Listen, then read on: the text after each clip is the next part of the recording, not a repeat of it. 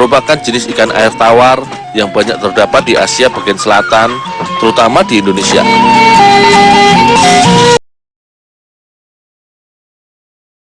Ini ikannya, Bu? Oh iya, Dul, kamu siapin aja jagungnya. Oh ya, Bu. Ikan dari keluarga Siluridae ini termasuk ikan pemaksa. Di kalangan pemancing, disegani karena tenaganya yang luar biasa dan kemampuannya melukai siapapun yang mencoba menangkapnya. Ikan ini termasuk ikan yang paling banyak dicari masyarakat setempat setelah ikan belida, lais, toman, dan haruan. Daging ikan tapa terkenal enak dan gurih, sehingga sering diolah menjadi beragam olahan khas. Salah satunya adalah wadi ikan atau fermentasi ikan khas masyarakat Dayak. Setelah dibuang patil dan bagian perutnya, kemudian potong kecil-kecil. Wadi ikan selalu menggunakan ikan segar. Jadi, saat mulai diproses, ikan harus dalam kondisi hidup. Ini akan mempengaruhi kualitas rasa olahan nantinya.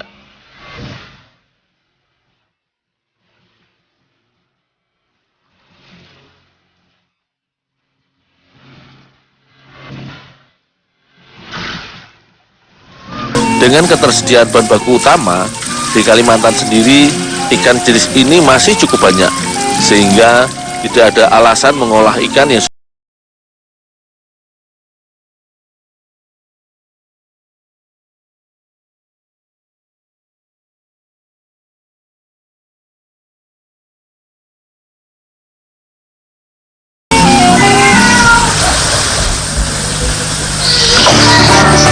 jagung ini sebagai tambahan olahan untuk membuat bahan fermentasi wadi ikan. Selain jagung, beras juga dapat digunakan. Untuk jagung, yang digunakan adalah jagung tua yang benar-benar kering.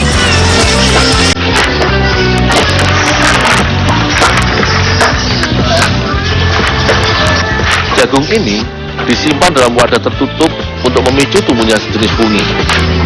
Fungi jamur tersebut akan memicu munculnya alkohol dalam jumlah tertentu.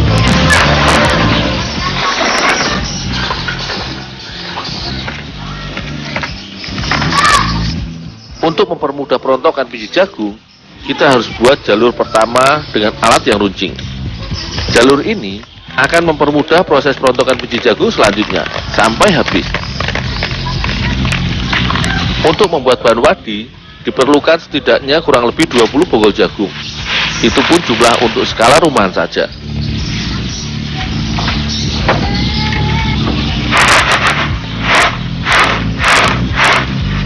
Agar jagungnya bersih, butir jagung dapat kita tapi beberapa kali.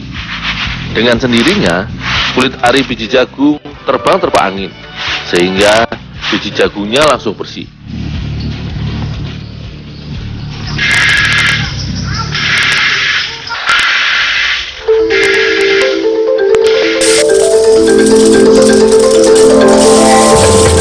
Proses sangrai ini dikerjakan selama kurang lebih 1 jam. Agar matangnya merata, kita harus mengaduknya. Dengan diaduk, akan terus terjadi perubahan posisi biji jagung di dalam wajan. Ini adalah satu-satunya cara agar tidak ada butiran jagung yang terlalu matang atau hangus.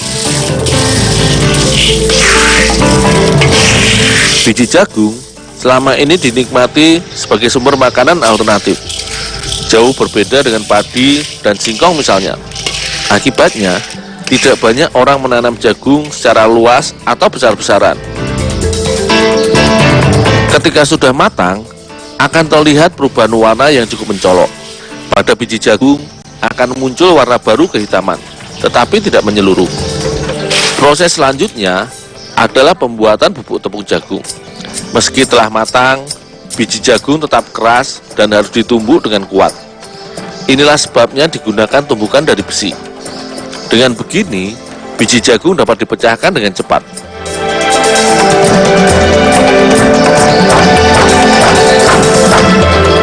Biji jagung antara lain mengandung magnesium, vitamin A dan B, fosfor, kalsium, dan tentunya karbohidrat, sehingga mampu menopang kesehatan tubuh kita, seperti menjaga pencernaan, merawat kesehatan kulit, dan mencegah anemia.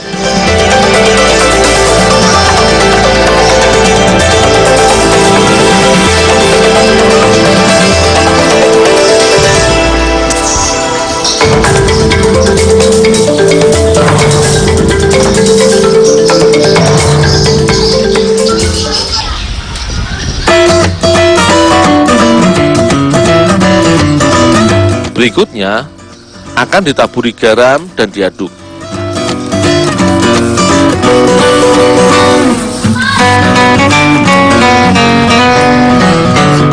Potongan daging ikan tapa kemudian dicelupkan pada cairan gula merah.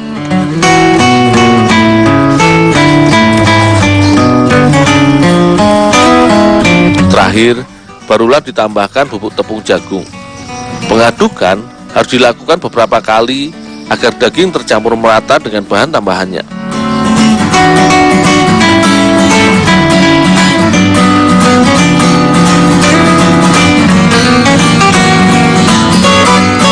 Setelah diberi tambahan tepung jagung, potongan daging ikan disimpan dalam toples dan ditutup rapat serapat mungkin sehingga tidak ada udara luar yang masuk ke dalam, sehingga proses fermentasi berjalan lancar dan tidak gagal.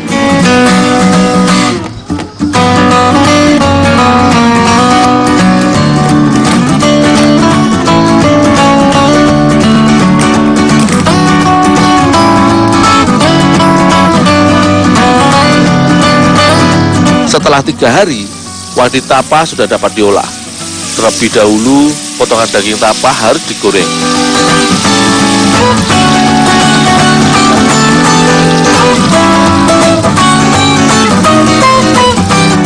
Kemudian, dibuat kuah santan yang sudah diberi tambahan bumbu-bumbu. Wadi tidak perlu dimasak terlalu lama.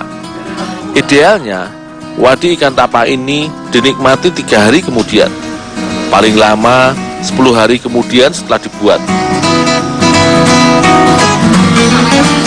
Dul, sini dulu, Dul.